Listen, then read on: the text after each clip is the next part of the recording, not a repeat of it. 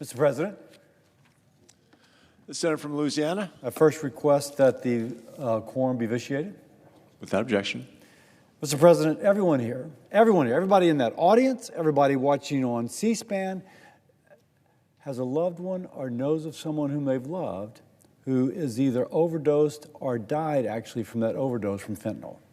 An incredible scourge of our society right now. It is the leading cause of death among young adults 18 to 45, and synthetic opioids like fentanyl are 75% of the causes, if you will, of U.S. overdose deaths.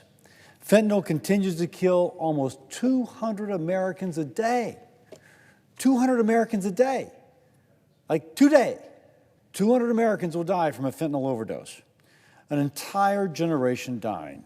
Illegal fentanyl-related substances are flooding into our market from the southern border in unprecedented amounts, with the bulk of it originating in a handful of manufacturers in Wuhan province, China.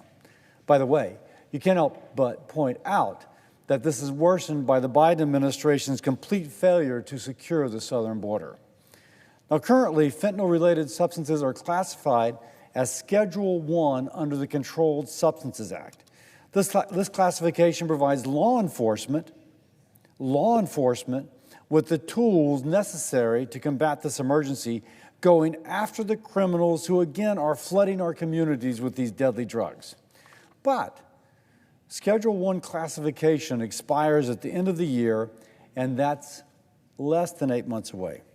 Now, for years, Congress has not made this classification permanent, and every day we get closer to this deadline, we risk losing this essential law enforcement tool.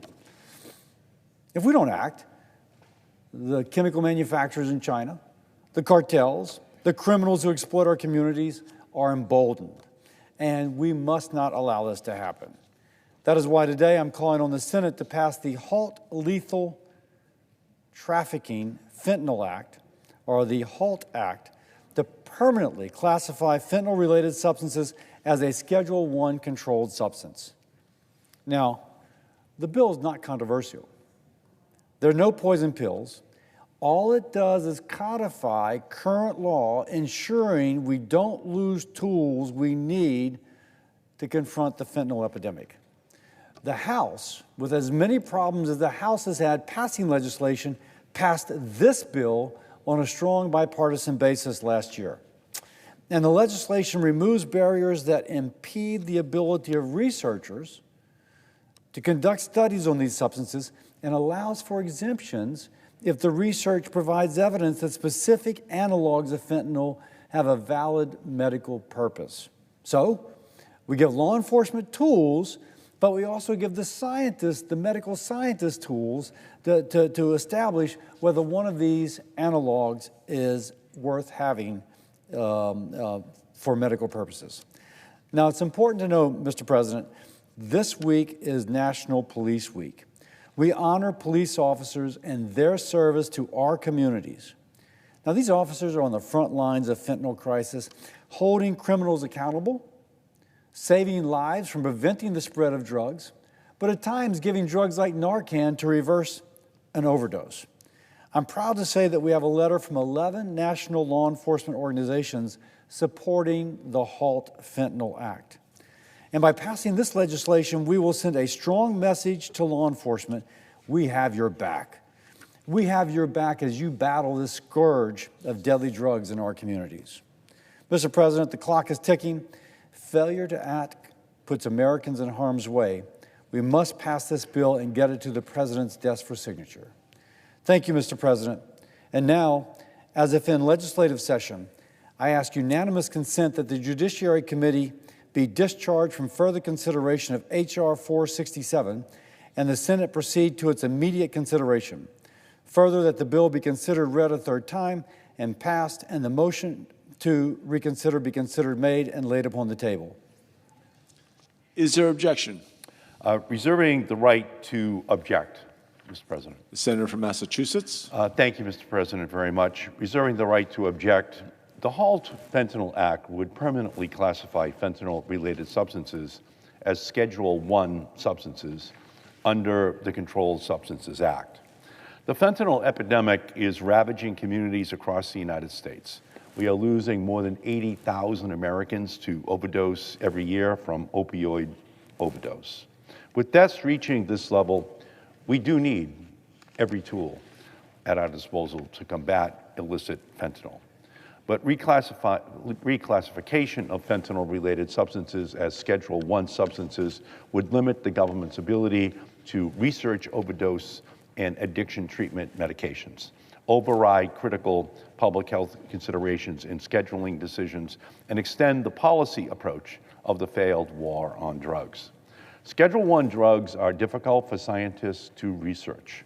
Fentanyl's potency and danger demand that we study it and its analogs to combat overdose and addiction.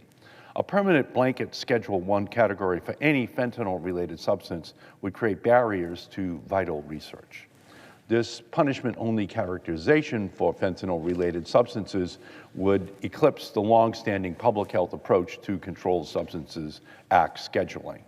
The Controlled Substances Act authorizes the administration to consider concrete scientific factors when determining which scheduling category should apply to a drug. And that approach is absent here.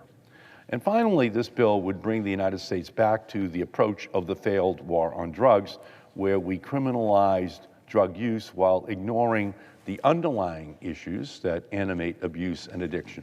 Prosecutions under this expansion will continue to disproportionately target people of color.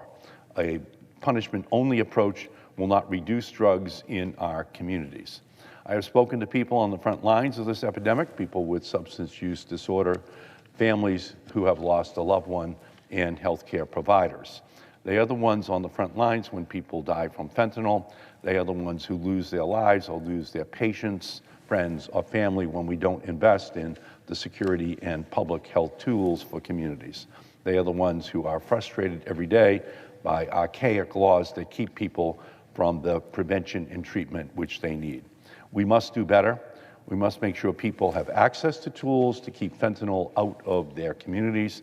We need to make sure people have access to treatment like methadone medication to keep people in recovery, and we need to save lives. But permanently characterizing fentanyl-related substances as Schedule I substances would impede our response to the overdose epidemic and lead to over-incarceration.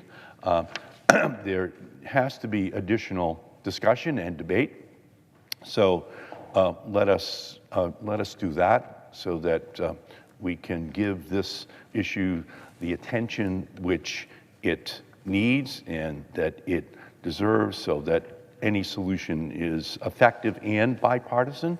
And I, as a result, at this point,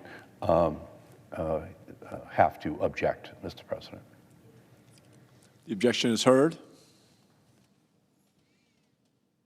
Mr. President, may I make a response? Senator from Louisiana. Recognizing that there's been an objection, I would like to point out a couple things, though. As regards as if permanently scheduling fentanyl-related substances would do nothing to limit overdoses, Congress has extended fentanyl scheduling on a temporary basis multiple times, and this has led to fewer overdoses and led to creation of fewer new fentanyl-related substances. Next, the idea that fentanyl, designating them all as Schedule I, would limit the ability of researchers to study fentanyl is just not true. There's no indication that the temporary scheduling of fentanyl analogs has stifled research. DEA, the Department of the Drug Enforcement Agency, has approved every research study since 2018, but this bill goes further by putting a robust process in place to study fentanyl. It does not disrupt ongoing things, but it actually creates an expedited process for certain FDA studies to be done in partnership with federal agencies. And then lastly, that somehow this would contribute to over-incarceration. The bill does not permanently bar DEA or HHS from continuing to look at the risk associated with it. If something has no risk, they can establish it has no risk. Therefore, it would not lead to the over-incarceration. But we do know that fentanyl is a dangerous substance. And if we're concerned about over-incarceration of a certain population in our society, I can guarantee you that that population, like every population, is having people dying today from fentanyl overdose. That whichever group of Americans we're speaking of, they're losing someone today from fentanyl. And that this bill would help save a life in that particular group. And most importantly, in all groups. With that, though, recognizing there's an objection, I yield.